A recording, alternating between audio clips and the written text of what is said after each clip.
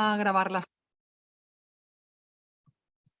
¿Qué tal? Buenas tardes. Empezamos hoy la segunda sesión de este ciclo de webinars Tech for Good by Nesi, donde estamos viendo cómo vincular tecnología y sostenibilidad, y tenemos la suerte que nos estén acompañando distintas empresas que nos acercan su realidad y sus casos como caso de éxito.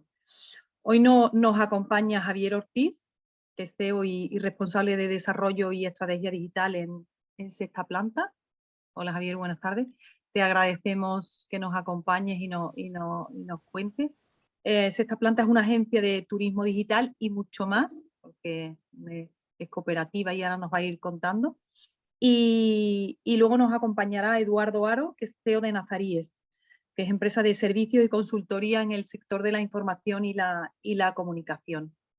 Y agradeceros a los dos la participación y sin más, Javier, te cedo la palabra. Cuando termines la exposición, si te parece, dejamos un turno de ruegos, preguntas, sugerencias, que sé que hay algunos perfiles relacionados con temas de comunicación y de turismo también, y seguro que te querrán preguntar y comentar. Así que, sin más, muchas gracias, Javier.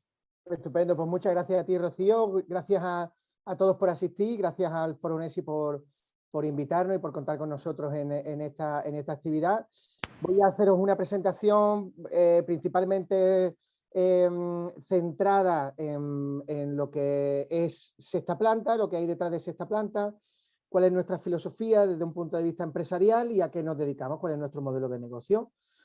Lo haré de una manera más de la historia, más de cómo hemos llegado nosotros a emprender en este modelo empresarial, que es un modelo para algunos muy novedoso, que es el de la cooperativa de trabajo asociado, y también os hablaré un poco de nuestro modelo de negocio. Lo haré a través de la historia. Intentaré no extenderme mucho para que después dé tiempo a que, como decía Rocío, pues me podáis hacer preguntas, ¿vale? Y espero que os sea útil, inspirador e interesante.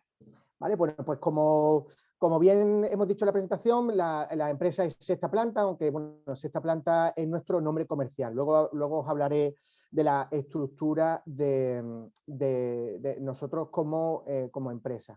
Pero antes de llegar a esa parte, pues quiero primero lanzar una pequeña pregunta. Bueno, incluso antes, que veáis cuál es mi perfil, ¿no? Mi perfil desde el punto de vista profesional. Yo vengo de turismo, me he dedicado al turismo puro y duro desde que prácticamente mi formación académica la he hecho en dos universidades, la Universidad de Málaga y la Universidad de South Bank en Londres, prácticamente enfocado en lo que es el turismo, la explotación del turismo como industria.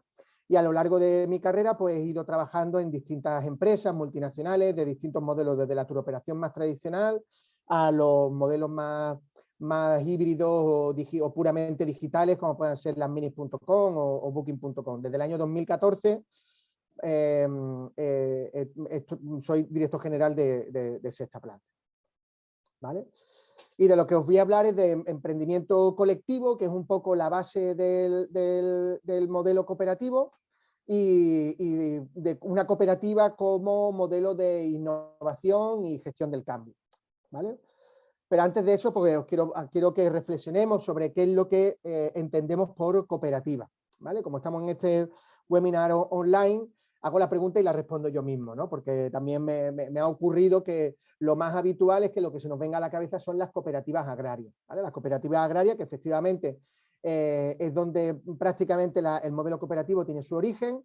Son uniones bien temporales o bien definitivas de agricultores que se unen para fundamentalmente compartir trabajo y compartir estructura de costes y de beneficio. Sin embargo, ese modelo cooperativo hoy en día es muchísimo más diversificado y le da solución empresarial a muchos verticales, no solamente el agrario. ¿Vale? Pero si nos quedamos en el agrario, pues os voy a poner uno de los ejemplos más exitosos, no solo en España, sino en Europa, que es DECOOP. Para los que seáis de Málaga, ¿vale? DECOOP es la antigua Ojiblanca, que tiene su sede en Mollina, cerca de Antequera. ¿Vale? Una de las mayores cooperativas agrarias del mundo. fundamentalmente basado en la explotación del aceite de oliva, tiene 75.000 agricultores y ganaderos, y dentro de lo que ya es su modelo de negocio, pues bueno, aparte han diversificado en otros productos como la leche, cereales, frutos secos. También se han metido en todo el vertical, es decir, ya no solamente son agricultores, sino que también hacen distribución y hacen comercialización de su producto. De hecho, a nuestro supermercado, al supermercado llega el producto ya empaquetado y etiquetado con la marca de Coop, ¿vale? Antigua, como decía, la antigua hojiblanca, ¿vale? Y esta es probablemente pues, una cooperativa dentro de esa figura de cooperativa que nosotros tenemos, que es una unión temporal o definitiva de agricultores que hacen una explotación de su trabajo, ¿no? En este caso el campo, ¿no? Vamos a irnos a un modelo un poco más complejo, que es el modelo de Mondragón. Este es más complejo porque también es prácticamente único en el mundo, es también un ejemplo español, concretamente de la localidad de Mondragón, del País Vasco, aunque se ha extendido al mundo a través de de algunos de sus negocios, ¿vale? Probablemente por Mondragón no os suene sus negocios, pero seguramente si digo Eroski, seguramente todos estáis asintiendo, Eroski lo conocéis todos, ¿verdad? Pues Eroski es una de sus marcas, ¿vale? Otra marca que ya no pertenece a Mondragón porque la vendieron es Fagor. Seguro que os suena Fagor, algún electrodoméstico de Fagor habéis tenido en casa de vuestros padres. Pues Fagor es también otra de las marcas de Mondragón. Concretamente, como podéis ver en la pantalla, Mondragón tiene 81.000 socios de la cooperativa, ¿vale? Y opera, bueno, tiene ventas en más de 150 países en todo el mundo, ¿vale? En 4 verticales. La vertical de la industria, que tienen en automoción, componentes de la construcción, etcétera, etcétera, equipamiento, ingeniería y demás. Tienen también presencia en finanzas, ¿vale? Lo que son consejos de administración de bancos y sus propios bancos y sus propias líneas de crédito, ¿vale? De hecho, las líneas de crédito es una de las líneas más utilizadas dentro del modelo cooperativo, ¿vale? En el sector del conocimiento tienen su propia universidad y tienen en distribución, pues como hemos dicho, tienen empresas como Eroski, que es donde tienen casi el 47% de su negocio, ¿no? O más del 47%. Aquí hemos visto un par de ejemplos de lo que son las cooperativas. Las cooperativas, al fin y al cabo, es un modelo empresarial, ¿vale? En el que es una unión de personas, como he dicho, puede ser temporal o definitivo, en el que pues montan una empresa. A diferencia de las empresas normales, las empresas capitalistas, por decirlo así, las SL o la SA, el modelo cooperativista, todos los que son socios de la cooperativa son propietarios de la empresa, ¿vale? No se dividen, digamos, en el Consejo de Administración no se dividen los votos en base a la aportación al capital social, sino que cada socio tiene un voto, ¿vale? Bueno, ahora veremos a nivel legal cómo se constituyen, pero cooperativas hay de muchos tipos.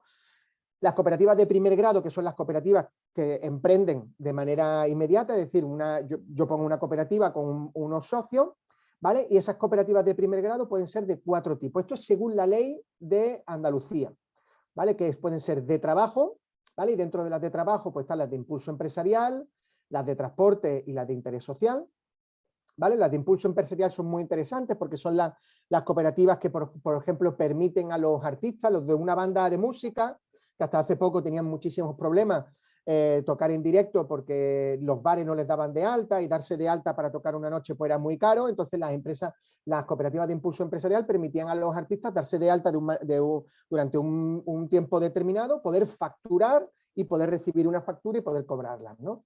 Las de transporte pues son las de transporte, de autobuses y demás, y las de interés social pues son muy diversificadas. Después están las cooperativas de consumo, seguramente conoceréis una cooperativa de vivienda, que son un montón de propietarios que ponen una cooperativa para construir una urbanización. Las cooperativas de crédito, que son las más abundantes, pero a su vez son las más desconocidas, que la gente pone dinero para prestar dinero, y se prestan dinero entre ellos. Las cooperativas, de hecho, incluso las que son de trabajo, pueden prestar dinero a sus socios. Después están las cooperativas de seguro. En las de servicio pues están las agrarias, las marítimas, las transportistas, y después hay cooperativas de primer especial, ¿vale? Y luego las cooperativas pueden ser a su vez socias de otras cooperativas, es decir, 2 cooperativas dentro del mismo sector que se unen para hacer una cooperativa más grande. Esas son las cooperativas de segundo grado. Y las hay de dos tipos, las homogéneas, en las que las dos cooperativas hacen la misma actividad, o heterogéneas, en las que las dos cooperativas, bueno, he dicho dos, pero pueden ser dos o más, hacen distintas actividades, se unen para hacer un vertical, pues una de transporte, otra de seguro y otra agraria, por ejemplo, ¿no? ¿Vale? Eso según la ley de Andalucía. Aquí no me voy a meter tampoco en la parte muy técnica, pero bueno, en la presentación lo tenéis, en la que, bueno, veréis algunos de los beneficios que tiene ser cooperativa. Pero bueno, desde el último cambio de la ley, las cooperativas ya, evidentemente, ya se puede hacer con 2 personas. Antiguamente no podían ser 2 personas porque por la regla aritmética del capital social tenían que ser 3, porque la ley lo que ponía es que no podía haber ningún socio con más del 45% del capital social. Entonces no podían ser menos de 3, tenían que ser 3 mínimos. Pero en el último cambio permitieron que ningún socio tuviera más del 50%. Por lo tanto, ya permiten que 2 personas formen una cooperativa.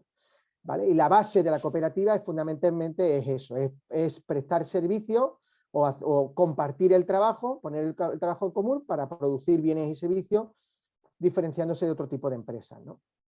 ¿Vale? Hay mucho material por ahí material relacionado con las cooperativas en las que diferencian la operativa de una cooperativa con la de un capital social. Pero bueno, aquí os pongo los principios cooperativos, que son los que realmente la hacen diferenciarse de una empresa de capitalista, ¿no? En la que, bueno, pues los socios son dueños de la empresa, se toman decisiones mancomunadas en una figura que se llama la Asamblea General o Asamblea General Ordinaria, donde ya, como os decía, todos los socios tienen un voto y cada voto cuenta por igual. No, las cooperativas evidentemente no son ONG, es decir, son empresas con ánimo de lucro, ¿vale? Pero digamos que el capital económico está en segundo nivel después del capital humano, ¿no? El capital humano como principal motor de la actividad y el capital económico viene en segundo nivel. ¿Vale? Y luego tiene pues una serie de actividades internas y de compromisos, pues desde con la sostenibilidad empresarial y medioambiental en cuanto a su actividad y el entorno, a su compromiso con la sociedad y con determinados principios, como por ejemplo en nuestro caso, que somos prácticamente todos los socios, tenemos hijos y estamos casados, pues le damos una importancia muy grande a la conciliación vida laboral y familiar, ¿vale? Los órganos de gobierno, pues como comentaba, está la Asamblea General, pero también las cooperativas grandes pueden crear un órgano rector, ¿vale? Que pueda estar como mínimo compuesto por un presidente, un vicepresidente y un secretario, simplemente para que sea más ágil algunas tomas de decisiones, ¿no? Hay determinadas tomas de decisiones que sí tienen que ir a la Asamblea, pero hay otras que no, ¿no? Luego, cuando hable de nuestra cooperativa, os hablaré ya de la parte un poco más práctica y la verdaderamente real, ¿no? Y luego hay cooperativas que son pequeñas, que no les hace falta un consejo rector, que simplemente con tener un administrador único o solidario, pues les es suficiente, ¿no? De hecho, la ley te lo permite tener hasta 10 socios, ¿no? ¿Vale? Con respecto a la parte económica, pues hay cosas muy interesantes, ¿no? Pues desde que no hay una obligación de un capital mínimo, tú puedes fundar una cooperativa con 1 euro, o incluso con aportaciones no dinerarias, es decir, vamos a fundar una cooperativa y uno pone un ordenador, otro pone un local y el otro pone un mobiliario, ¿no? Luego tiene una serie de obligaciones desde el punto de vista de reserva obligatorias de fondo. Cuando termina el ejercicio, pues tienes que reservar un dinero para los fondos obligatorios de reserva, de formación y de sostenibilidad. Y el resto del dinero que sobra, ¿vale? Es lo que se reparte entre los socios, ¿no? Que es el beneficio. ¿Vale? Luego, desde el punto de vista fiscal, pues tiene una serie de beneficios. Por ejemplo, no tiene el beneficio de transferencia de patrimonio, no tiene, por ejemplo, el gasto de actos jurídicos documentados, que eso a veces ya no solamente por lo que cuesta, sino que es engorroso, ¿no? De hecho, incluso para algunas cosas no hace falta ir a notario, simplemente con la acta fundacional y con los estatutos suficientes, etcétera, etcétera. Aquí no me quiero detener mucho, pero bueno, para que más o menos os hagáis una idea. Cosas interesantes, pues por ejemplo, el impuesto de sociedades contra beneficio es más económico que el de una sociedad limitada. Y luego, pues, por ejemplo, a la hora de acceder a concursos públicos de licitaciones de administración pública, pues cuando el concurso requiere de depositar una fianza, pues puedes tener una reducción de hasta el 75%. Y luego tienes prioridad con respecto a las ofertas de otras empresas que no son cooperativas, ¿vale? Etcétera, etcétera, ¿no? Y esto en cuanto a lo que es una cooperativa. Y ahora os hablaré de nuestro caso, ¿no? Como decía, Sexta Planta es solo una marca comercial, es la marca comercial más importante de nuestra cooperativa porque es la agencia que presta servicios de estrategia digital a alojamientos turísticos y a destinos turísticos, pero nuestra cooperativa, su nombre es BAMEN. Nosotros tenemos nuestro origen en el año 2014 en Málaga, la fundamos 3 socios, ¿vale? Y BAMEN viene de la unión de esos 3 socios. Uno de mis socios era mi hermano y el otro socio era mi mujer, Ángela. Entonces, el nombre BAMEN viene formado de nuestros padres, de mi suegro y de mi padre. Mi padre es Vicente Ortiz Mendoza y mi suegro es Ángel García Ballesteros. Ambos dos innovadores y emprendedores en Málaga, uno en la distribución de productos de droguería y Ángel ingeniero y exportador de know-how en cuanto a la construcción civil. Y los dos, pues, la misma inspiración que nos dieron de pequeños, pues de mayores nos la han dado y entonces, pues, en homenaje a ellos, le dimos el nombre a la cooperativa. Y a partir del nombre BAMEN empezamos a construir distintas marcas, ¿no? Como decía, las fundamos mi hermano, mi mujer y yo en el año 2014, al amparo del CADE. El CADE de Innovación de Economía Social nos ha ayudado y nos sigue ayudando después de 8 años muchísimo. Para que os hagáis una idea, los CADE son los centros de apoyo al emprendedor y los hay específicos de economía social que lo que hacen es que asesoran exclusivamente a cooperativas a fundarse y a toda su operativa. Esta foto precisamente es del CADE de Economía Social de Málaga, que fue donde firmamos el acta de fundación de la cooperativa y donde empezó todo, ¿no? Luego, en septiembre de ese año, unos meses más tarde, pues lanzamos la agencia que era la que le da nombre a nuestra actividad. Nosotros BAMEN no lo utilizamos como marca comercial, nuestra marca comercial es Sexta Planta, que es una agencia digital de turismo que le da servicio a alojamientos turísticos y a destinos turísticos en materia de transformación digital, comercialización, distribución, etcétera, etcétera. ¿Vale? En el año... Un segundo, que es que tengo que mover las pestañas porque vosotros estáis viendo la presentación, pero yo no, y no me la sé de memoria. Así que la tengo que esconder. Vale, en septiembre del año 2014 el CADE, como muchos CADEs, tienen espacios para incubar. Nosotros estuvimos seleccionados entre las empresas que ese año se fundaron. Si hacéis un poquito más o menos de memoria, en el año 2014 estábamos todavía saliendo de la dichosa crisis financiera y mucha gente pues estaba en la calle, básicamente, y la gente que estaba en la calle, pues por ejemplo en Málaga hubo un expediente de regulación de empleo en Isofotón que afectó a muchísimos trabajadores de esa empresa, eran todos ingenieros y algunos optaron por el modelo cooperativo para poner empresas de asesoría de ingeniería. Y ese año pues fue complicado acceder a espacios en incubadoras porque había mucha gente emprendiendo.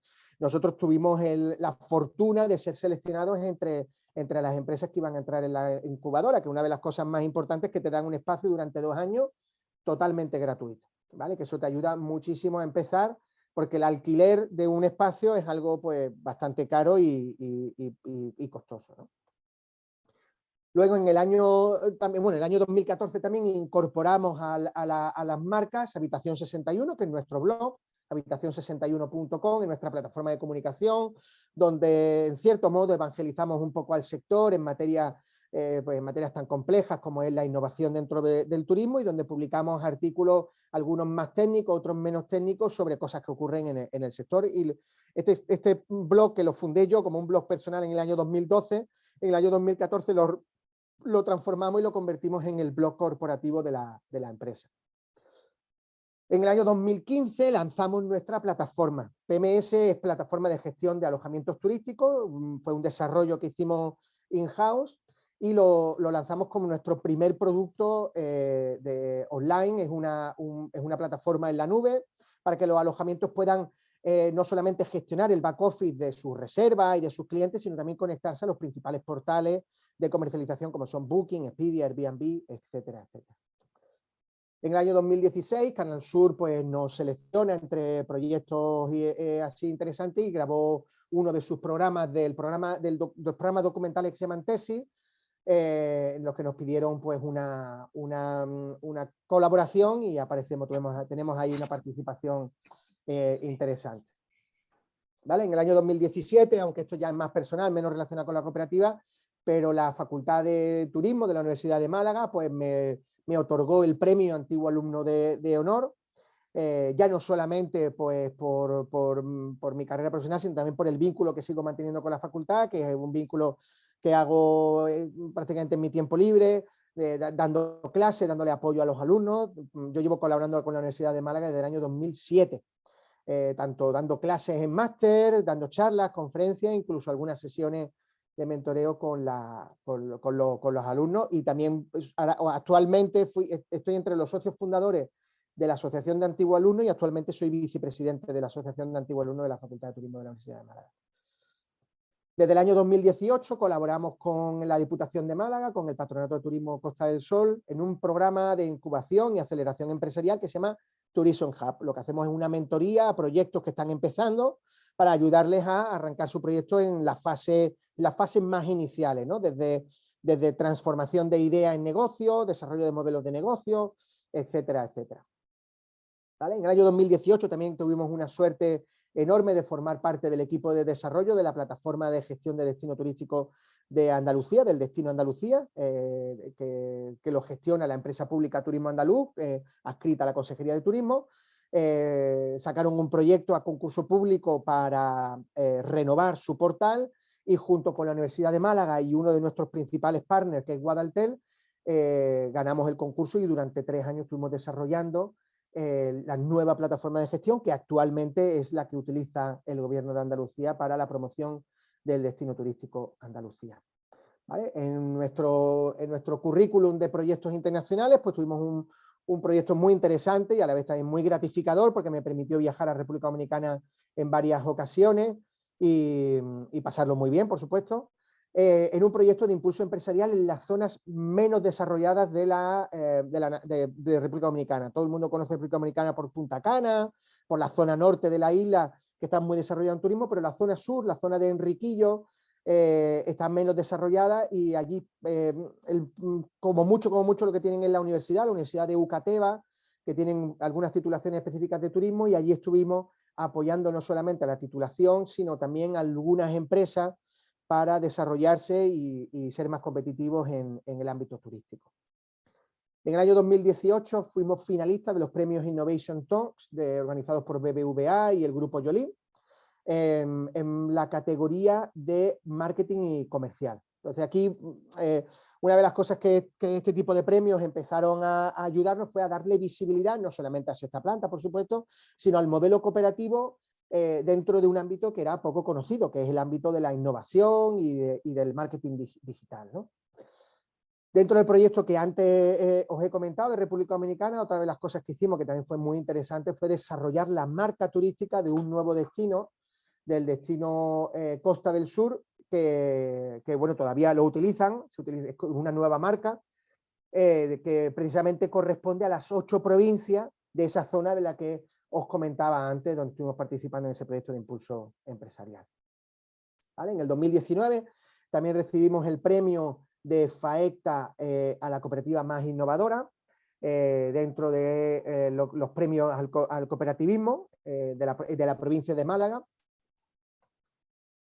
Ese mismo año también participamos en un foro muy interesante, también otra de nuestras experiencias internacionales, fue en Bulgaria, en Varna, organizado por el Foro Europeo Innovation Summit, y en la categoría de turismo fuimos la cabeza de cartel de las conferencias relacionadas con turismo digital, y en aquel entonces éramos la única empresa española en participar en ese foro. Y ya más reciente, en el año 2020, justo antes de empezar la pandemia, la ciudad de Málaga fue nombrada capital europea del turismo inteligente, y Sexta Planta fue la empresa encargada de llevar a cabo el comisariado del programa de acciones. Desgraciadamente el programa de acciones no se pudo desplegar completamente por el tema del COVID. De hecho, la imagen que estáis viendo ahora mismo en pantalla se corresponde a la presentación de la capitalidad, que fue en enero. y 2 meses más tarde pues prácticamente se tuvo que cancelar casi la totalidad de las acciones, que después se tuvieron que llevar a cabo mayormente online, ¿no? ¿Vale? Durante el COVID lanzamos una campaña de apoyo al sector turístico que no nos imaginábamos el impacto que iba a tener, que era la campaña No cancele esa plaza, para evitar que la gente cancelara sus reservas turísticas y lo que hiciera era aplazarlas a 2021, 2022 o indefinidamente hasta que se supiera cuándo se iba a poder viajar, y la campaña tuvo un impacto no solamente en redes, sino incluso llegó a salir en televisión tremendo, ¿no? Que no nos podíamos esperar ese impacto, ese éxito que tuvo. ¿Vale? A raíz de la pandemia empezamos a incorporar nuevas funcionalidades un poco más innovadores, como fue un wallet, precisamente para acompañar a ese no canceles a plaza. En nuestra plataforma pues permitíamos que los alojamientos convirtieran en dinero virtual las reservas que la gente estaba aplazando. En lugar de cancelarlas, las aplazaban y las convertían en dinero virtual que se guardaba en ese wallet de nuestra plataforma de gestión de alojamientos turísticos, y permitimos que se minimizaran muchas cancelaciones, ¿no?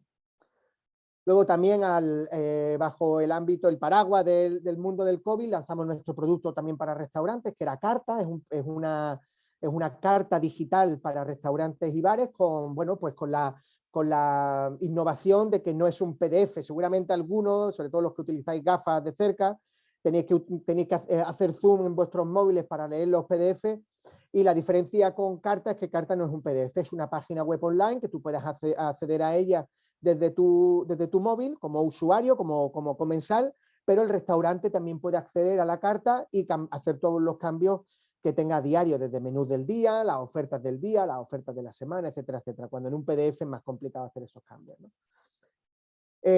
También en el año 2020, junto con nuestros socios más habituales, como en la Universidad de Málaga y Guadaltel, lanzamos una plataforma de interpretación del territorio y de la evolución de los contagios en Andalucía, que se llamaba Secure Destination Dashboard. Era un producto para los destinos turísticos que llegó a implantarse en varios destinos para hacer seguimiento de la pandemia y cruzándolo con algunos datos relacionados con turismo.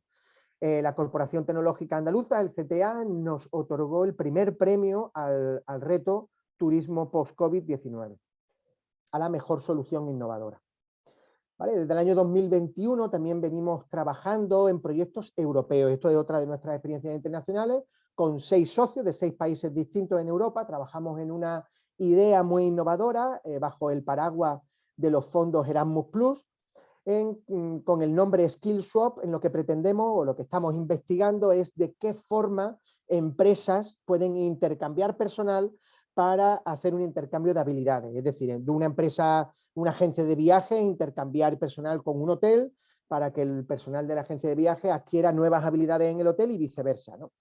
Y estamos estudiando dentro del marco de Erasmus Plus cómo se pueden realizar esos intercambios de habilidades. Proyecto que terminará en el año 2023 y veremos si Europa y Erasmus Plus pues llega a implantarlo de manera ya real en empresas, ¿no? Y algo más reciente, desde el año 2000, de principio del año 2022, pues trabajamos también con la empresa pública Turismo Andaluz en un proyecto todavía más innovador, porque es la aplicación de datos a estrategias digitales de empresas turísticas. El proyecto se llama Smart Data. Nosotros somos la empresa consultora senior que está llevando a cabo y haciendo las pruebas para los casos de uso. En qué casos o en qué situaciones se puede aplicar Big Data al proceso de toma de decisiones en pequeñas empresas. ¿Vale? Desde nuestra fundación trabajamos con más de 50 empresas, fundamentalmente alojamientos turísticos, en una veintena de provincias españolas. ¿Vale? También trabajamos con 3 destinos turísticos, ¿vale? En materia de consultoría estratégica. Y actualmente pues somos 6 socios, ¿vale? Bueno, 5 socios y una persona empleada, ¿vale? Y operamos las 4 marcas de las que os he estado hablando, ¿vale? Y nada más, hasta aquí mi charla. Muchas gracias y espero que os haya sido de interés. Qué bueno, Javier. O sea, qué interesante. Me ha encantado el paseo por la figura de las cooperativas, que es verdad que frente a otras formas societarias como las sociedades anónimas o las limitadas, las tenemos como muy muy en la cabeza, pero es verdad que las cooperativas, quizás como tú decías, como bien decías, se asimila más bien a lo agrario y que va, es mucho más que eso. Si quieres, dejas de compartir y pasamos al que seguro que hay, yo tengo alguna cosa para preguntarte, pero me gustaría, porque seguro que nuestros alumnos sí que hay alguno que quiere comentar a ver, estamos muy calladitos hoy, que lo has explicado tan bien. Sí, Javier, ¿me escuchas? Sí, claro, por supuesto. A ver, mi pregunta era increíble, vamos, toda esta cantidad de proyectos que tenéis, que son varios, ¿no? Hay muchos, todo lo que has contado. Entonces me hace imaginar que entonces que tenéis un departamento de desarrollo de proyectos, porque es tan amplio un poco, a ver, todo un poco va enfocado al turismo, ¿no? Pero a la vez sigue siendo amplio porque veo incluso que hasta el final estáis dentro de la Big Data con pequeñas empresas y todo esto. Entonces tenéis un departamento para desarrollo de proyectos o lo hacéis vosotros 4 socios. Bueno, nosotros somos 5 socios más empleados, somos 6 en total. Y, hombre, a mí no me gusta llamarle departamento porque somos demasiado pequeños y sería un eufemismo y un poco de mal gusto, ¿no? Pero sí, nosotros somos los que desarrollamos los proyectos, no subcontratamos nada, si esa es la pregunta. Lo desarrollamos nosotros todo en casa y de hecho es más, ahí nosotros tenemos incluso hasta dentro de lo que es nuestra fórmula y nuestros principios cooperativos, añadimos algunos principios de cosecha propia, como puede ser la consultoría responsable. Nosotros no hacemos consultoría basado en lo que leemos en libros, ¿no? Que muchos consultores te encuentras por ahí que te hablan de Apple y de Microsoft y a lo mejor ellos ni siquiera han visto a las oficinas de Apple y Microsoft, ¿no? Lo han visto en postales, pero no lo han visto en verdad. Nosotros solamente hacemos consultoría sobre cosas que sabemos. Y a ese concepto le llamamos consultoría responsable. Y es más, dentro de lo que es el desarrollo de proyectos y de consultoría, nosotros el 90% de nuestros proyectos, sobre todo con alojamientos turísticos, siempre hacemos acompañamiento. Es decir, nosotros la consultoría tiene un aspecto un poco engorroso, que es la parte de que si definen la consultoría desde un punto de vista, digamos, simplista, la consultoría es alguien que viene a tu empresa y te dice qué tienes que hacer con tu dinero, ¿no? Pero luego se va y tú te quedas con el marrón, ¿no? Nosotros nos implicamos hasta la consecución de resultados, ¿vale? Que es lo que se conoce en agencias de marketing como agencias de resultados. Claro. Sí, bueno, lo decía porque el antepenúltimo que dijiste, estabais en un proyecto donde querías juntar la parte de las empresas que hacían, es decir, cómo intercambiar personal y que entre ellos... El proyecto europeo. Sí, exacto. Skillswap es un proyecto europeo con otros 6 empresas. Pero ¿vale? entonces, ¿por qué dices una necesidad de eso? Una necesidad de que las empresas pues se intercambiaran el personal o eso, el saber hacer de cada empresa, del personal. Mira, te explico.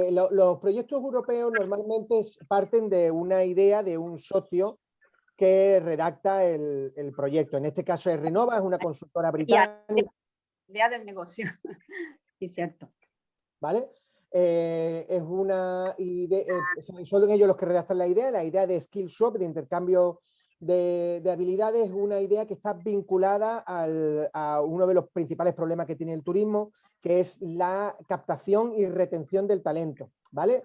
En España, que es un país con una tasa de desempleo tan grande, no lo concebimos, pero por ejemplo en Inglaterra, si te doy el dato de las vacantes no cubiertas solo en turismo, solo en la ciudad de Londres, te entraría a escalofrío. Son 150.000 vacantes, es decir, trabajos que no están cubiertos solo en la ciudad de Londres, solo en el sector turístico. 150.000 vacantes. Evidentemente no es solamente por el tema de la crisis del COVID, es también por el hazme reír que le llaman Brexit. Inglaterra se quedó sin mano de obra para uno de sus sectores más importantes, que es el sector turístico, y concretamente la ciudad de Londres se quedó con más de 150.000 vacantes. Entonces, Skillswap es una idea que parte de una consultora británica en uno de sus últimos proyectos europeos, porque ellos ya no pueden participar de los proyectos europeos por el tema del Brexit, en la que principalmente venía a intentar suplir la dificultad que tienen las empresas turísticas de captar y retener talento. Ya, vale, vale. Gracias, Javier, gracias. De nada, un placer. Jessica. Ay, hola, perdona, pero es que también estoy aquí en la universidad y no quiero escuchar, no quiero que... Yo también soy de la Universidad de Málaga y luego espero que no haya mucho sonido de fondo. Mira, más que nada con el punto que has hablado acerca de Joana, acerca de Erasmus+, que son los skills, se me vino a la mente y no han implementado un estilo de capacitación, estilo gemelos digital, donde aplique esa simulación para las posibles, ya que no se pueden ubicar físicamente, pero está la vacante, hacer como mini módulos para desarrollar esa habilidad sin que vayan físicamente a cubrir la vacante, ¿no? No sé si me explico. No entiendo tu pregunta, Jessica, lo siento. Sí, no, lo que pasa es que estaban hablando acerca del desarrollo del proyecto de Erasmus+, ¿no? De las Skillswap, que lo comentabas con Joana hace unos minutos. Mi aportación o mi comentario sería, en ese desarrollo lo podrías capacitar haciendo una simulación, como si fuera un gemelo digital, a lo que me refiero del servicio de turismo, como primer enganche para poder darle la oportunidad a los que tengan intención de estar capacitados o poder aplicar, que tengan Como un ejemplo porque no sigo sin entenderte, lo siento. Sé lo que es un gemelo digital, pero no me imagino un cocinero... En el servicio. Un cocinero en un restaurante haciéndolo con un gemelo digital, no lo entiendo. O sea, no, por eso mismo, no, a eso es a lo que me refiero, que a lo mejor eso entendí mal, tal vez ese es el punto. Sí, vale. Que un cocinero, por ejemplo, quiere especializarse y quiere aplicar en X restaurante de estrellas Michelin, sin embargo, no sabe la logística de la estrella Michelin. Entonces, diseñar que ese restaurante de estrella Michelin, un gemelo digital para que yo sea la cocinera que voy a aplicar ahí, me visualice. Sí, pero a lo mejor. Sí, es que esto es muchísimo más complejo que todo eso. Skillswap, básicamente, en el campo en el que está desarrollado es el campo del Work-Based Learning, lo que nosotros conocemos como formación dual. Como formación dual. La formación dual no puede ser digital, ni virtual, ni nada. Tiene que ser una persona que físicamente se desplace presencialmente al lugar de trabajo en el que va a desempeñar las nuevas habilidades. ¿Vale? No puede ser virtual, no puede ser gemelo virtual ni nada, si no, no tiene ningún valor. Es una persona que se desplaza de su lugar habitual de trabajo, ¿vale? En este caso, el ejemplo que he puesto antes, pues imagínate una persona encargada del ticketing de una agencia de viajes, ¿no? Y esa persona pues lleva 20 años trabajando en ticketing, puede estar un poco hastiada o necesite tener otra visión de su trabajo y entonces la empresa decide intercambiarla por un tiempo limitado, ¿vale? Con personal, por ejemplo, de reservas en un hotel. Entonces tiene que estar físicamente en el hotel, en el departamento de reservas. Bueno, ahora bien, perdóname, antes de que se me vaya la idea. Ahora bien, haciendo ese punto, esa referencia... La aportación de ideas que me está haciendo son geniales. Este proyecto es un proyecto que lleva 3 años y termina el año que viene. Nosotros no lo podríamos modificar. En todo caso, presentar un proyecto nuevo. Lo digo porque no... Y además, nosotros no somos nadie en ese proyecto. El líder del proyecto es Rinova, que es una consultora muy conocida en el Reino Unido, y el CODIL líder es la Universidad de Formación de Adultos de Sueco, que es Folk University en Suecia. Entonces, a ver, incorporar ideas nuevas a un proyecto que está terminando, no... De todas maneras, me encanta tu aportación, muchísimas gracias. Vale, no hay problema. Gracias, Jessica.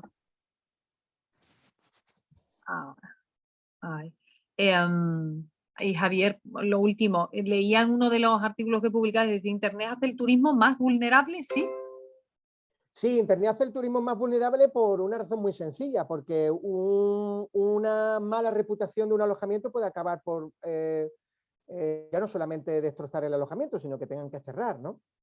Que al fin y al cabo no es Internet el que hace vulnerable el turismo, sino es el mal servicio, ¿vale? Lo que pasa es que si antiguamente un negocio tardaba muchísimo, ¿no?, en que el mercado descubriera que es un mal negocio, por decirlo así, ahora mismo en cuestión de minutos que el negocio tenga una mala reputación, pues puede llegar a miles y miles de lectores en poco tiempo, ¿no?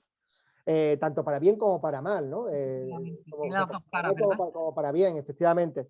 Ya no solamente eso, sino, por ejemplo, hay casos reales, como el caso de los acosos que ocurrían en alojamientos en República Dominicana. Ocurrió que, por ejemplo, estaban empezando a hacer, ¿cómo decirlo?, denuncias falsas en Estados Unidos por acosos en hoteles de República Dominicana, y acabó con el mercado norteamericano durante más de 2 temporadas en República Dominicana. Entonces, tú puedes perder un porcentaje muy alto de tu mercado por simplemente una cuestión mediática, ¿no? Cuando hace mucho tiempo era mucho más complicado, antes de Internet, ¿no? Totalmente, total. Muchas gracias, Javier. No. ¿Alguna cuestión más? ¿Algún comentario? Bueno, yo sí que me gustaría decir, Javier, que enhorabuena, porque la verdad es que me parece impresionante toda la sucesión de premios que nos has ido presentando en un sector en el que hay compañías tan potentes como las que tú mismo has trabajado antes, ¿no? O sea, como que me parece mucho más mérito hacerse camino y hacerse camino en forma de cooperativa, que como bien has dicho es poner a las personas primero en el centro y luego ya el que sea rentable, ¿no? Entonces, bueno, pues que me parece súper interesante tu speech y que muchísimo mérito, que eso es sobre todo para lo que quería intervenir. Muchas gracias. Muchas gracias, Cristina, muchísimas gracias. Javier, pues muchas gracias por tu intervención, por tus aportaciones y gracias. Gracias a todos y que tengáis buena jornada. Gracias. Eduardo Aro, de Nazaríes. No sé si nos oyes. Hola, buenas. Sí, os escucho bien. ¿Qué ¿Qué tal? tal? ¿Qué tal? Hemos hecho la presentación de Nazaríes al inicio del webinar, así que te cedemos la palabra y muchas gracias por acompañarnos esta tarde y por compartir tu experiencia. Pues sobre todo muchísimas gracias a vosotros por la oportunidad. Al final creo que el poder tener voz en este tipo de eventos siempre ayuda. Un poco compartir. Por nuestro lado lo que vamos a hacer es compartir tanto una primera introducción muy breve de lo que es la empresa, y después vamos a explicar un poquito dentro de lo que es la parte de sostenibilidad, cómo nosotros afrontamos toda esta parte, ya sea para la parte más interna, es decir, cómo lo gestionamos dentro de la casa, todo lo que es la parte de organización, tipo de trabajo, etcétera, y también cuáles son las soluciones que podemos poner en marcha para que tenga lugar fuera. Entonces, en ese sentido, os voy a compartir mi pantalla.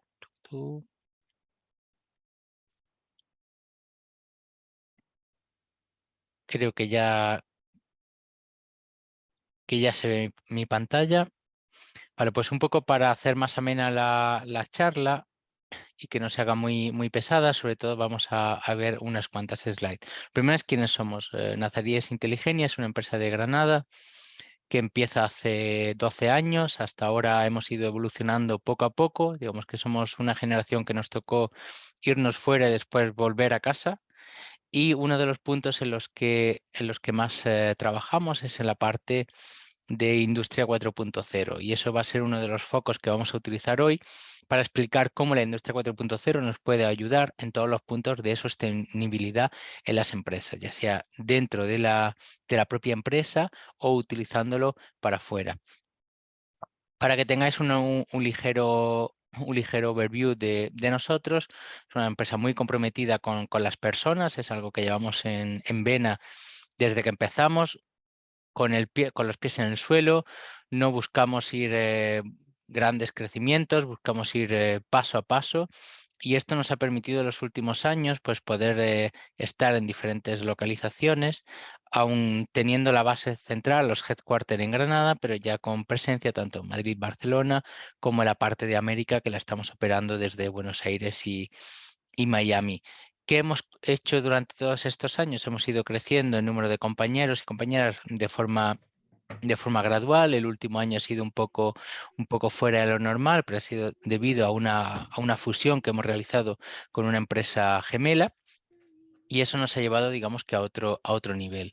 ¿Dónde operamos? Operamos en el sector del software engineering, en lo que es el software factory, industria 4.0, que es lo que vamos a mostrar hoy, customer success y ticketing. Me ha gustado la referencia anterior sobre el mundo del ticketing, porque también es algo que a nivel de sostenibilidad se tiene que poner el foco, porque es uno de los puntos que vamos a ver ahora después, de cómo hacer las cosas de una forma diferente nos puede ayudar a reducir muchísimo nuestro impacto.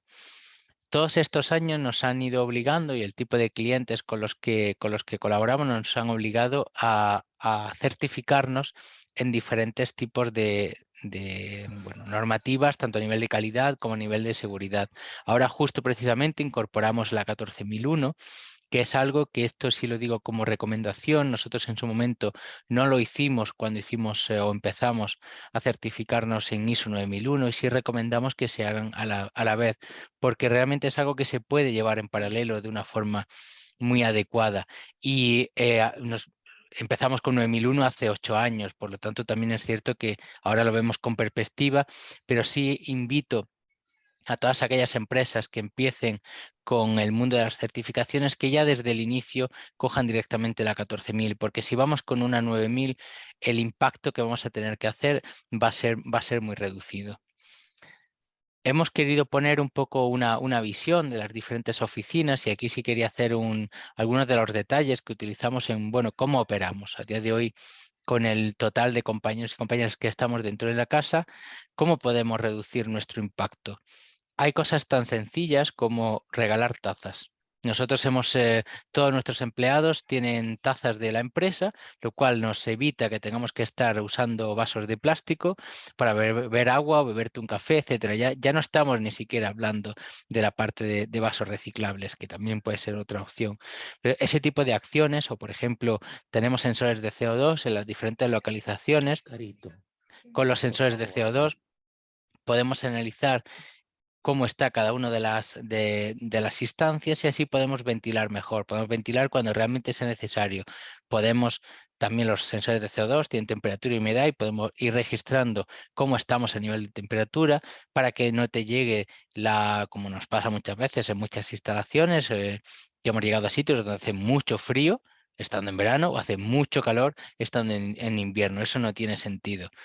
De esa forma nosotros podemos controlar desde las oficinas centrales incluso cómo se están moviendo cada una de las oficinas que tenemos por el resto, incluso nuestra propia oficina central, para que todo esto seamos conscientes de lo que está pasando, porque muchas veces la parte clima, si tienes la oportunidad, como es, nosotros nos pasa en las oficinas de Granada, no nos pasa en Madrid y Barcelona, ni en Buenos Aires y Miami, pero en estas dos sí nos pasa que podemos abrir una ventana. Algo tan sencillo como, vale, pues llegas por la mañana, abres la ventana, bajas unos grados, y automáticamente a partir de ahí, cuando empieza a llegar la gente, le has bajado como 4 o 5 grados a la oficina en verano.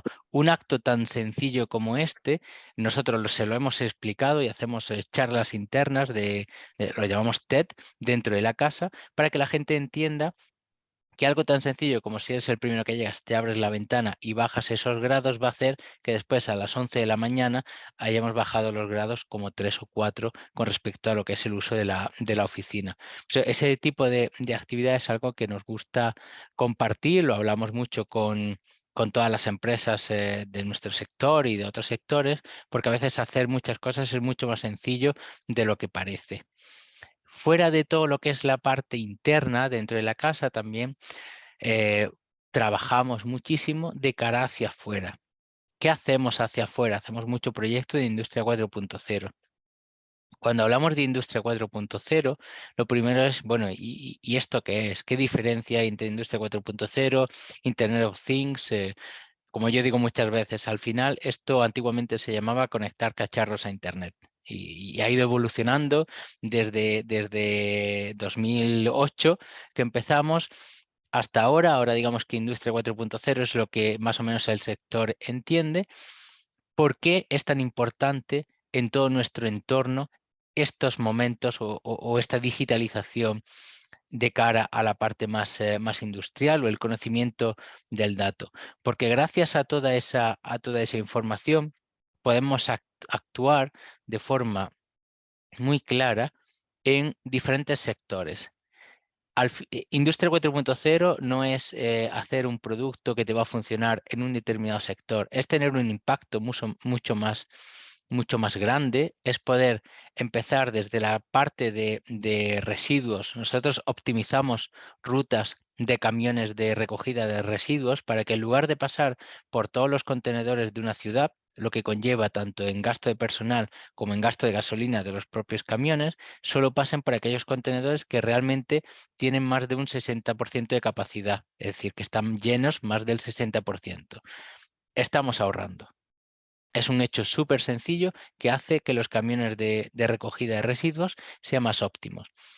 Si lo extrapolamos a otro tipo de verticales, como puede ser el control del agua, nos pasa exactamente lo mismo. Ahora después vamos a ver proyectos con un poco más de detalle, pero la gestión del agua en sí es un bien súper preciado y a día de hoy ahora parece que la gente empieza a entender que el uso del agua tiene que ser algo más controlado, que no parezca que el agua es gratis como ha parecido durante muchísimos años atrás.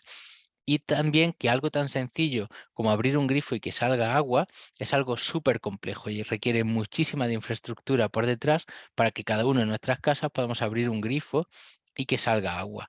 Esto es algo que tenemos que explicar y tenemos que optimizar. Muchas veces cuando se abren, ¿qué es lo que hacemos en esta parte? Es monitorizar todo lo que son los consumos de agua, digitalizar todo lo que es la parte de los contadores, igual que ha pasado con la electricidad, que se han digitalizado contadores eléctricos, hacer exactamente lo mismo con la parte de agua para tener un análisis real del agua que se está consumiendo, tanto por un hogar como por instalaciones industriales o a nivel a nivel agro. Exactamente, de tal forma que podremos optimizar el uso de ese agua que estamos haciendo. Si no sabemos lo que estamos utilizando, en qué momento y en cada hora del día, difícilmente vamos a poder optimizarlo. Pero si sabemos realmente cómo estamos utilizando el agua o cuándo estamos utilizando el agua, seguro que se nos enciende la bombilla y decimos, aquí esto no era necesario. Yo este flujo de agua me lo puedo ahorrar. O no puedo unir dos usos en uno y no tengo que abrir dos veces esta compuerta de agua. Pasa lo mismo ya en el sector agro puro. Cuando regamos, sobre todo en la agricultura intensiva, como pueden ser hortofrutícolas, antiguamente se regaba sin conocer ni siquiera el estado del suelo. Llegabas y no, es que se riega dos veces.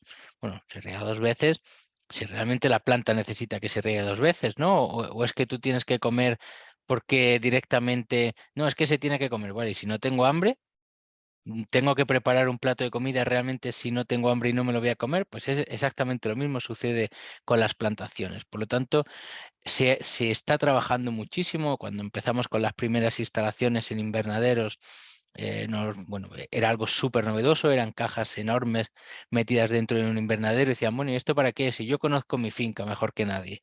Ya ese discurso se ha roto, ya la gente entiende y todos los agricultores entienden que tener este tipo de conocimiento es bueno para ellos. ¿Por qué? Porque pueden optimizar los litros de agua que le corresponden y pueden hacerlo de una forma muchísimo más eficiente. No consiste en cuando yo quiera abrir la compuerta, no. Consiste en realmente dar la dosis que la planta necesita, de tal forma que todo ese tipo de análisis es algo súper importante. Si seguimos analizando diferentes sectores, pasamos a la parte de vialidad invernal. donde analizar aquí realmente no es tanta sostenibilidad, aunque sí nos ayuda de otra forma, es predicción meteo de cara a las carreteras. Muchas veces lo hemos visto todos, los grandes atascos que se montan cuando el día que llueve o el día que nieve en cualquier gran ciudad. Esto es uno de los puntos que trabajamos de forma conjunta con la conservación de carreteras para evitarlo. ¿Qué es lo que se hace? Si hacemos predicción meteo sobre una carretera en concreto, no hablo de la predicción meteo AEMET estándar, sino de forma concreta hacia ciertas carreteras, actuamos antes de que pase, antes de que una carretera se vaya a congelar o antes de que vaya a caer el nevazo que sabemos que va a bloquear porque la gente se bloquea, empezamos a realizar acciones que lo que hacen es que empiezan a evitar que entre más tráfico dentro de la carretera o a poner un servicio público de transporte o invitar a la gente a que por favor hoy no utilices la carretera, vete en tren, vete en metro. Al final eso también es concienciar de forma que la gente entienda que es mucho más óptimo y más eficiente poder usar un transporte público y no cada uno su coche. Nos pasa lo mismo con la gestión de flotas. La gestión de flotas históricamente se ha utilizado, la gente cogía los coches, y digo cogía porque quiero pensar que poco a poco se está evolucionando sin ningún tipo de miramiento. Ya, tengo que coger el coche, me voy yo solo, hay 3 personas que vayan a un sitio, 3 personas, 3 coches. Eso no es eficiente. Cuando hablamos de grandes flotas de coches y de camiones, teniendo la trazabilidad de todos los movimientos se pueden optimizar.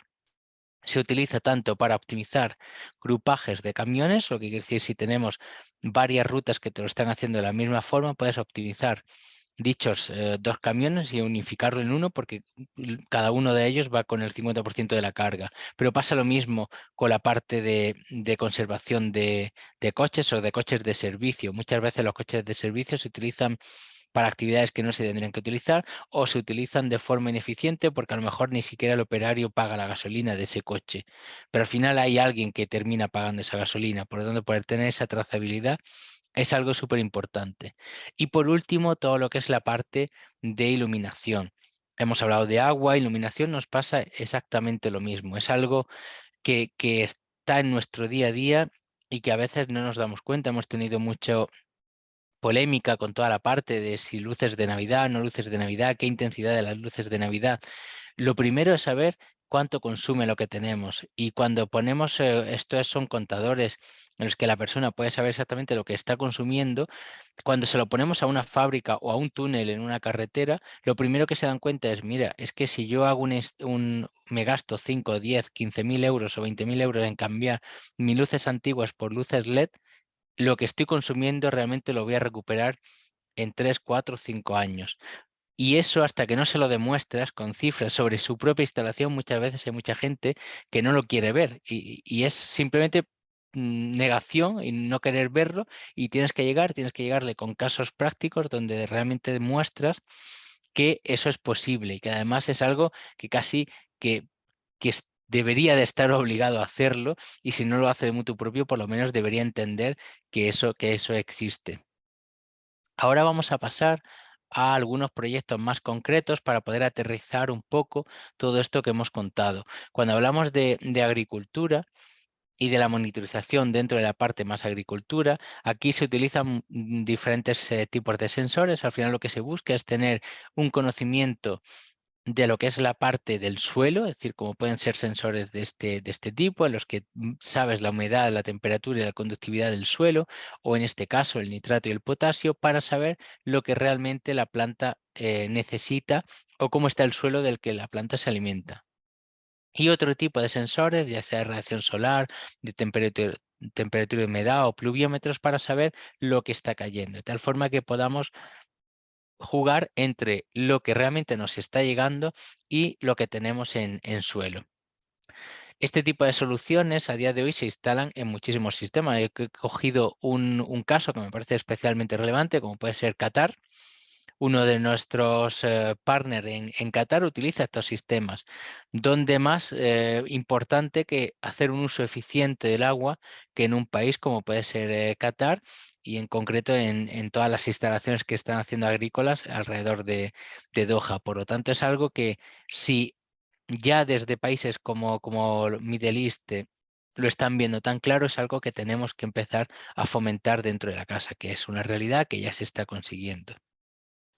Para otro tipo de cultivos, estamos hablando de agricultura intensiva, aquí nos vamos a agricultura extensiva. Yo no puedo, a lo mejor en un olivar o en cultivos de aguacate no puedo saber exactamente, no puedo poner estaciones meteorológicas cada hectárea. En este caso lo que hacemos es que usamos el satélite para decir exactamente cómo está la planta. Mismo tipo de uso, es decir, lo que buscamos es que la persona sepa cómo está la planta, cómo está a nivel de clorofila la planta, cómo está a nivel de NDA la planta. ¿Para qué? Para poder saber si realmente tengo que abrir la compuerta del riego o no es realmente necesario. Como hemos comentado antes, esto también sería el caso que hemos comentado para lo que es el análisis de flotas, y también la parte de eficiencia energética la vemos cuando estamos usando o estamos monitorizando algo tan sencillo como puede ser una báscula de pesaje de todos los productos que compramos. Cuando tenemos a miles de personas que utilizan una báscula, también podemos optimizar toda esta parte, porque muchas de las veces hay cadenas de montaje que están operando, pero realmente no tendrían que estar. Entonces aquí hemos usado el ejemplo de la báscula, pero es extensible a cualquier otra cadena de producción. Monitorizar las cadenas de producción hace que seamos capaces de saber por qué una máquina estaba encendida durante 4 horas cuando realmente no había ni siquiera un operario haciendo su trabajo en la máquina, o no teníamos producto para alimentar dicha máquina. ¿Por qué hemos tenido encendida esta máquina? Todo este tipo de alertas se pueden hacer gracias a sistemas de monitoring sobre dicha infraestructura, para detectar cuando tenemos sistemas arrancados que realmente no son necesarios. Y ya por finalizar, sí nos gustaría dar un detalle de dos proyectos. Es más de I+D, pero también nos ayuda.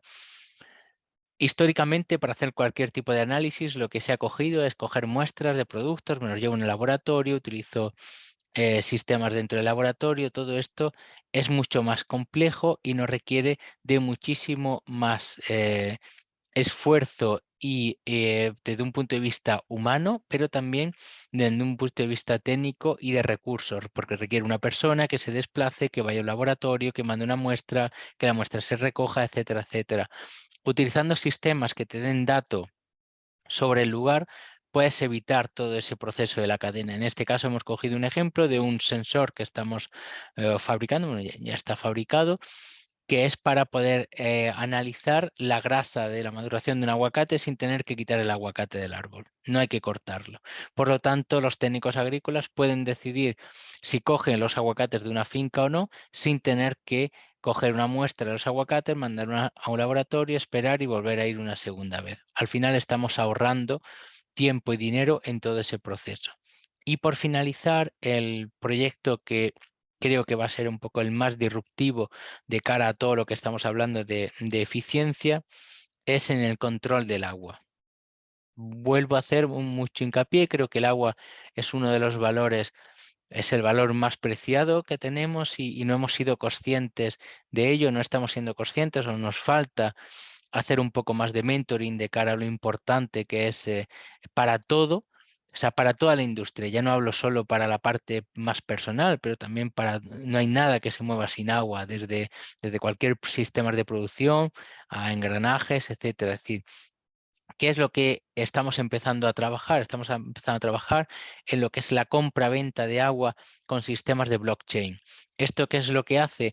Que evitemos y rompamos completamente todos estos pérdidas de litros de agua que no se saben dónde realmente terminan, y que de esta forma sea totalmente transparente. Si hay 1000 litros de agua, esos 1000 litros de agua tenemos que saber dónde terminan exactamente, de tal forma que seamos capaces de aplicar esa eficiencia para reducir al máximo todo lo que es la parte del consumo. Por esto, hasta que hasta que no se llega a este nivel de detalle y no se le toca la puerta a alguien y dice, mire, es que tú estás comprando más agua de la que realmente te corresponde, porque aunque de forma directa compras estos litros, pero después estamos viendo que estás comprando estos otros litros de forma indirecta vía terciarios. Y esto no lo puedes hacer porque tú tienes un límite de agua que es la que realmente debes consumir para tu tipo de instalaciones. Todo eso se puede empezar a controlar vía este tipo de sistemas. Tal vez ahora sea algo que lo veamos como muy lejano, pero esto es como todo. Cuando en 2001 hablábamos o veíamos los dispositivos móviles, no íbamos a imaginar que a día de hoy vamos a tener un dispositivo que es un ordenador en la mano donde podemos hacer todo lo que podemos hacer. Por lo tanto, es empezar a trabajar este tipo de soluciones que nos den esa posibilidad de ser más eficientes y de reducir al máximo todo lo que es el desperdicio o el mal gasto de los recursos principales que tenemos, y que todos seamos conscientes de que ese tipo de uso es muy preciado y por lo tanto no se haga un uso indebido de ellos. Y con todo ello, pues la verdad que quería agradecer de nuevo la oportunidad para poder presentar hoy y también dejar pues, bueno, un par de minutos por si había alguna pregunta, porque si queréis que incorporemos o que podamos indagar en alguno de los puntos de forma con más detalle. Gracias, Eduardo. Si quieres, dejas de compartir para que se te vea mejor. Y no sé si hay alguna pregunta. Me parece una pasada esos sistemas de medición con el objetivo de mejorar productividad y rentabilidad. Es decir, la verdad es que estáis presentes en muchos campos y es súper interesante. Me parece que Luis Martínez, ahí. Luis, adelante. Bueno, pues muchísimas gracias por tu ponencia, la verdad es que está súper interesante. Bueno, yo con el tema de la agricultura intensiva sí estoy bastante puesto, pero lo que me ha sorprendido es la utilización de los satélites para la agricultura extensiva. ¿Cómo habéis llegado a ese tipo de acuerdos? ¿Qué redes de satélite utilizáis para poder realizar, vamos, precisamente la foto de determinada finca? Y supongo que serán en diferentes espectros, pues supongo infrarrojo, utilizaréis también rayos X, de cuánto hay para saber, para el tema de analizar las características de una finca. En la actualidad estamos comprando, porque hay que comprarlas, Sí, sí, sí. Y imágenes es caro, satélites. y es caro. Imágenes satelitales, usamos 3 proveedores diferentes. Te digo la verdad, no conozco exactamente ahora mismo los nombres de los 3, porque no lo toco yo de forma directa. Podemos llegar a comprar imagen hasta ahora estábamos haciendo de 50 centímetros de calidad. Ahora justo hay un nuevo satélite que nos da hasta 30 centímetros. Ahí pagamos por hectárea de imagen que compramos. ¿Qué información es la que tenemos de ellos? Aquí se juega con 2 factores. Para ellos te dan imagen. Ellos realmente no te están dando mucha más información, pero nosotros lo que sí usamos son sistemas inteligentes que lo que te hacen es, a partir de la imagen y del color de dicha imagen, infieres los datos que Sí, estamos sí, sí. viendo. Por lo tanto, podemos tener el NDVI, por ejemplo, es uno de los valores que más nos piden, o el índice de clorofila de las plantas es también de lo que más nos está pidiendo. También se utiliza mucho para hacer el conteo. Eso es algo que también en los últimos meses, os diría, se nos está, antes el conteo de unidades se hacía a mano o vía dron también, y ahora el conteo lo estamos haciendo ya, porque con imágenes de 30 centímetros es que podemos hacer un conteo automático bastante eficiente. Y no tenemos que estar volando un dron dentro de o en unas fincas determinadas. E incluso posicionarla en un sistema GIS. Se puede posicionar directamente sobre la foto. Lo tenemos en un sistema GIS. Al final lo que pedimos es la Pero finca, claro, de cajón. la finca GIS, y sobre la finca GIS nosotros cogemos el dato exacto de esa finca GIS ya con la georreferencia que tiene, o en otros casos la gente te pinta digamos, su finca, que no tiene por qué estar o ser exactamente, porque a lo mejor imagínate que tienes 2 cultivos dentro de una misma referencia GIS, entonces hay gente que te dice, pues te genera 2 unidades diferentes y una quiero una serie de datos y otra quiero otra serie de datos.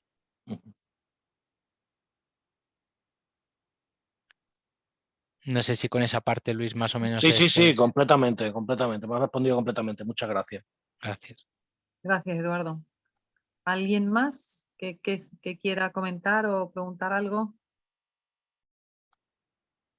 ¿No? Bueno.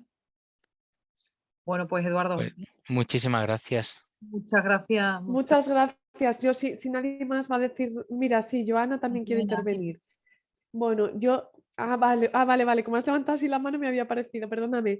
Nada, yo también agradecerte mucho la ponencia, me parece súper interesante, me parece apasionante que con estos sistemas podamos tener tantísima información que redunda en la eficiencia del proceso que estemos haciendo, lo que has explicado tú, igualmente una tubería, igualmente un cultivo y tal, pero sobre todo yo siempre he trabajado en medio ambiente, entonces lo que significa en ahorro de recursos naturales, todas estas tecnologías puestas al servicio de un respeto a la naturaleza, pues es como un rayo de esperanza, ¿no? Porque hay también a la vez tanta destrucción y tanto tal que decir, bueno, por lo menos tenemos un rayo de luz en cosas que se aprovechan precisamente para esto. No, y está calando, yo creo que está calando el mensaje y poco a poco, bueno, un poquito a veces cuesta, pero sí es cierto que nosotros hemos visto un cambio muy grande en los últimos 5 años con el uso de este tipo de tecnologías. Bueno, ya no hablo de hace 10, cuando a lo mejor empezamos de forma más intensiva, pero en los últimos 5 años ya sí que se ve de una forma diferente. Hay mayor concienciación, eso es cierto. Está claro, mayor, pero todavía queda por hacer, pero con optimismo, está claro. Total, claro que sí. Muchas gracias. Gracias, Pues Eduardo. muchísimas gracias. Muchas Pues gracias, Eduardo. despedimos la jornada de hoy. Nosotros nos encontramos mañana, 11:30, 1:30, que tendremos una sesión también súper interesante con 4 empresas muy diferentes, pero que yo creo que os van a aportar muchísimo. O sea que nos encontramos mañana por la mañana, que cambia el horario, por favor, no despistaros. 11:30, 1:30, ¿vale? Gracias a todos.